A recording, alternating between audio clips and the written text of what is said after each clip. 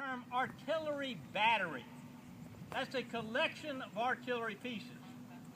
By this stage of the war in the Confederate Army, it's probably 4 guns, and the Federal Army still 6.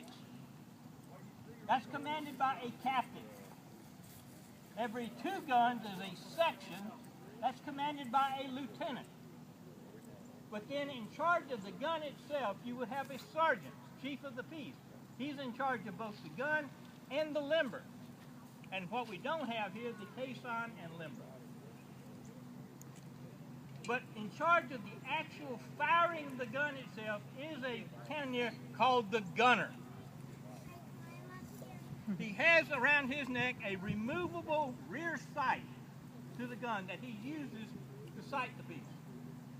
To aim it, he's got at the base of the barrel an elevating screw to raise and lower the barrel. To traverse it right or left, he uses one of the cannoneers to move the trail. We'll get to that momentarily. The other cannoneers are numbered and have duties for each numbered position. Number 1 is at the right front. He has in his hand a long stave called a sponge rammer. On one end is a wooden affair called the mallet head. On the other end is a mallet covered with sheepskin. That's called the sponge. The first thing he's going to do is to dampen the sponge, insert it in the barrel to kill any sparks from the previous firing. Number 1 has no great desire to put a pound of powder down on top of a bed of glowing embers in the base of that gun. He then reverses the sponge rammer, rams first the powder charge. Excuse me, folks.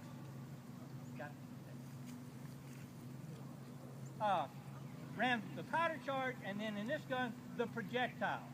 In the smooth bore, that would all be done in one motion. Okay. Opposite him is number 2. Number 2's job is to receive the ammunition, place it in the barrel for number 1 to ram. At the right rear is number 3. He has a number of duties. On the command load, he steps inside the wheel, takes his thumb, which is encased in a small padded leather glove called a thumb stall, places it over the vent, that's the opening into the barrel, to prevent any airflow from occurring while you're loading the powder charge and projectile, just in case the sponging operation hasn't killed all the sparks in there. Once number 1 has completed his loading, he steps outside the wheel. Number 3 then goes back to the trail handspike. It's like a baseball bat sticking up from the trail, the reverse of the gun. Picks it up and on command from the gunner, moves the trail right or left to assist in the aiming. Once that's over, the gunner throws his hands up. Number 3 goes back to the original position. The gunner gives the command ready.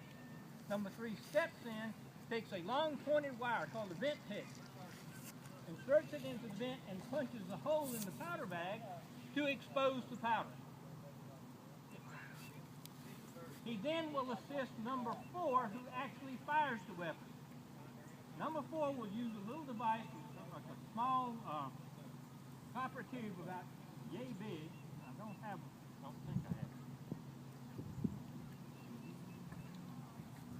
it. Behind you, Willie.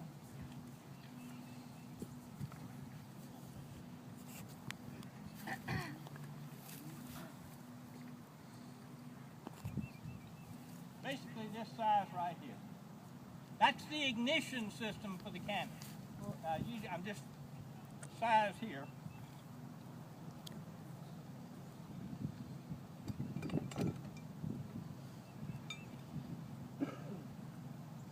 Greatly enlarged. This shape right here. The longer tube would have very finely granulated gunpowder in it. Little dab of beeswax in the bottom to keep it from falling out. This cross tube would have a chemical compound similar to the head of a match. Through that is a serrated wire with a loop on the end. You place this in the vent, you attach a rope lanyard to this. On the command fire, the number 4 pulls that lanyard, which drags this through the match material, which lights all of this, which fires down into the powder charge, and the weapon goes off. Then you get a new one of these and you do it again. That's an ignition system that had been adopted just before the American Civil War. Its advantage is it's pretty much weatherproof. You attach the gun to the two-wheel cart. 6 horses pull the combined unit. We don't have the horses here. We're in a fixed position. Normally 6 horses, the driver's riding on the left horse of each pair of horses. Okay.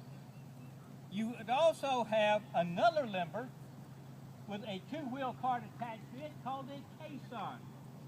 Caisson has 2 ammunition chests on it. So each gun would have a complement of 4 ammunition chests. How many get rounds in a chest? Depends on how big the diameter of the gun is. For this gun, 50 rounds.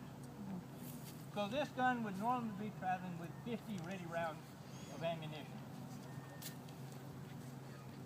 All right, number 5 transports the ammunition from the limber up to the gun as called for by the gunner.